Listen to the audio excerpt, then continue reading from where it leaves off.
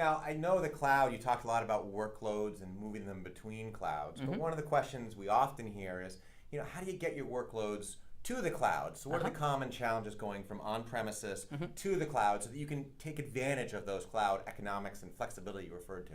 No, absolutely, right? And the other aspect that to talk about is there is so much information about cloud that people are easily confused, right? What do I use? Do I use block? Do I use object? Do I use platform as a service, right? All of these terminologies are coming at us.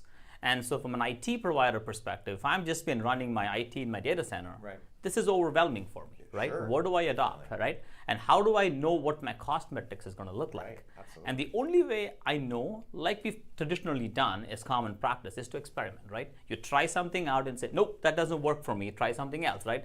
So you want to leverage a utility that will let you try multiple things at the same time. So for instance, can I use for my Oracle data sets or SAP data sets, which is crown jewels, I want to be able to recover them in 15 minutes. Can I leverage the fastest SSD on Google?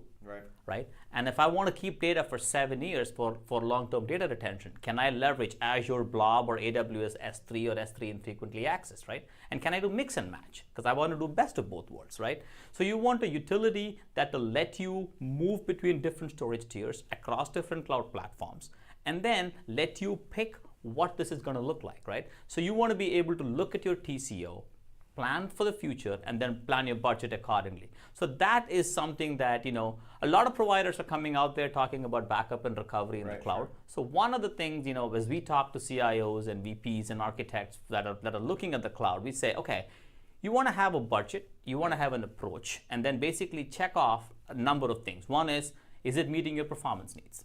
Is it blowing your budget in terms of network bandwidth, the amount of compute locally? Are you truly saving money economically? Right? All of these have to make sense before you leverage the cloud strategy. So that's how we see and advise customers. Sure.